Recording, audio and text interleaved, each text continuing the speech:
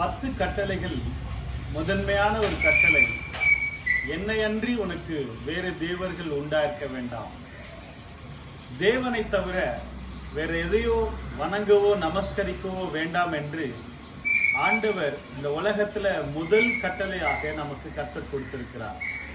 இன்றைக்கு பார்க்கிறோம், இன்றைய காலகட்டத்தில் அநேக இடங்கள்ல இயேசுவை அறியாத அநேக ஜனங்கள் அவருடைய தெய்வங்களை எவ்வளோ பக்தியாக அவர்கள் வணங்குகிறார்கள்.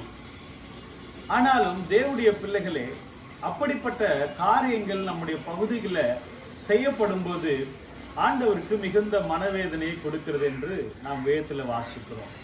காரணம் என்னவென்றால், ஆண்டவர் உண்டாக்கின மனிதன் அவரை தான் ஆராதிக்கணும், துதிக்க வேண்டும் என்று கர்த்தர் விரும்புகிற ஒரு காரியமா இருக்கிறது.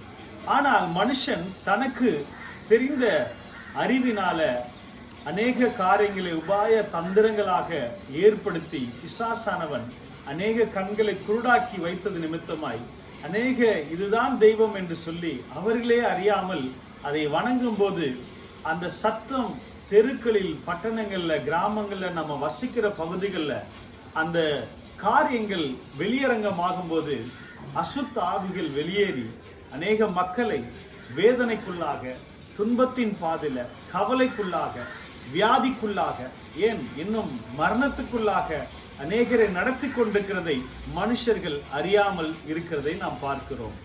கர்த்தருக்கு பிரியமானவர்களே, அந்த காரியங்கள் சவுண்ட்ஸ், அந்த பாடல்களோ, அந்த தேவனுக்கு விருப்பமில்லாத பாடல்களோ ஒளிபரப்பாகும் போது அதை பாருங்க, பிசாசானவன் கொண்டாட்டமாய் அந்த பகுதிகளெல்லாம் அவனுடைய ராஜ்யத்தை ஸ்தாபிக்க பார்க்கிறான். அவனுடைய கிரியைகள் வெளியரங்கமாகிறது. அவனுடைய துதிக்கிற அந்த நாமங்கள் வெளியரங்கமாகும் போது பாருங்க, அநேக மக்கள் தேவனுடைய பிள்ளைகளுக்குள்ளாக ஜெபிக்க முடியவில்லை, கர்த்தருடைய வசனத்தை வாசிக்க முடியவில்லை. காரணம், இந்த அசுத்த ஆவிகள் அந்த மனிதர்களை ஆட்கொண்டு வேதனைப்படுத்துகிறதை பார்க்கிறோம். நேபுகாத்நேச்சார் தேவனை ஆராதிக்க கூடாது, அந்த சிலையை தான் ஆராதிக்க வேண்டும் என்று சொல்லி அந்த ஷாத்ராக், மேஷாக், ஆபேத்நேகோ, தானியேலுக்கு கட்டளையிட்ட போது அவர்களுக்குள்ளாக கண்டிப்பாக வேதனையா இருந்திருக்கும். ஆகவே ஆனாலும் அவர்கள் உறுதியாக, நாங்கள் ஆராதிக்கிற எங்கள் தேவன் எங்களை தப்புவிக்க வல்லவர் என்று சொல்லி கர்த்தரை பாடினார்கள், துதித்தார்கள், தேவனை மகிமைப்படுத்தினார்கள். அன்பான தேவ பிள்ளைகளே, அந்த தேவனுக்கு பிரியமில்லாத காரியங்கள், பாடல்கள் கேட்பதை பார்க்கிலும், அந்த சத்தத்தை காட்டிலும் நீங்கள் இருக்கிற உங்கள் பகுதிக்கு நீங்கள் அந்த கிரியைகளை கட்டி ஜெபிக்கும்படி கர்த்தர் விரும்புகிறார். ஆகவே சோர்ந்து போகாதிருங்கள், பயப்படாதிருங்கள், கலங்காதிருங்கள். இப்படிப்பட்ட கிரியைகளை கர்த்தர் வெறுக்கிறார். ஆண்டவருக்கு பிரியமில்லாத காரியங்களை அவர் வெறுக்கிறார். ஏசாயா 43 10ஆம் அதிகாரம் 10ஆம் வசனம் 11ஆம் வசனம் இப்படியாய் சொல்லப்பட்டிருக்கிறது. எனக்கு முன் இருந்தவனும் எனக்கு முன் ஏற்பட்ட தேவன் இல்லை, எனக்கு பின் இருப்பதும் இல்லை, நானே கர்த்தர், என்னை அல்லாமல் இரட்சகர் இல்லை என்று ஆண்டவர் அடிக்கடி இப்படிப்பட்ட வார்த்தைகளை வாக்குத்தத்தமாக, உண்மையாக அவர் நமக்கு சொல்லி இருக்கிறார்.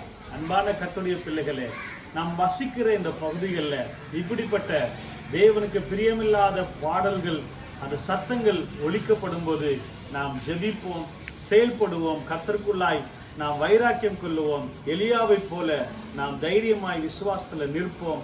கர்த்தர் நம் சார்பில் நின்று நமக்காய் யுத்தம் செய்வார். சத்துடைய கிரியைகள் கட்டப்பட்டு எல்லா எரிகோ மதில்கள் இடிந்து விழுவதாக கர்த்தர் பெரிய காரியங்களை செய்வாராக. அன்புள்ள ஆண்டவரே, இந்த வார்த்தையின்படி எங்களை திடப்படுத்தும், பலப்படுத்தும், தைரியப்படுத்தும். நாங்கள் சத்துருக்களை மேற்கொள்ளவும், சத்துருவின் கோட்டைகளை தகர்த்தெறியவும் ஆண்டவரே எங்களுக்கு அந்த அபிஷேகத்தின் கிருபையும் தந்தருளுவீராக. நாங்கள் இந்த உலகத்துல ஆண்டவரே இருக்கிறவர்கள், எங்களுக்குள்ள இருக்கிற பெரியவர் என்பதை நிரூபிக்க, ஜெயிக்க உதவி செய்யும். ஆசீர்வதி. இயேசுவின் நாமத்தில் ஜெபிக்கிறோம் பிதாவே. ஆமென்.